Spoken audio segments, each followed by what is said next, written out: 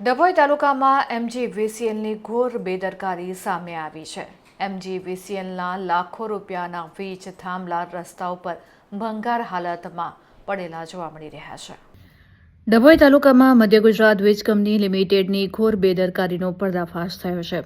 સાઠોદ ચોકડીથી શંકરપુરા તરફ જતા મુખ્ય માર્ગ પર છેલ્લા ઘણા સમયથી ગ્રામ્ય વિસ્તારોમાં નાખવા માટે લાવવામાં આવેલ લગભગ 50થી 60 જેટલા નવા વીજ થાંભલાઓ રોડની બાજુમાં જ રજડી રહ્યા છે, જે રસ્તા પર અવરોધ અને જોખમ ઊભું કરી રહ્યા છે. લાખો રૂપિયાના ખર્ચે લાવવામાં આવેલ આ વીજ થાંભલાઓને યોગ્ય જગ્યાએ સંગ્રહ કરવાને બદલે રોડ પર જ અસ્તવ્યસ્ત રીતે નાખી દેવામાં આવ્યા છે. લાખો રૂપિયાની કિંમતના આ થાંભલાઓ ઝાડી ઝાખરાને કારણે નકામા થઈ રહ્યા છે.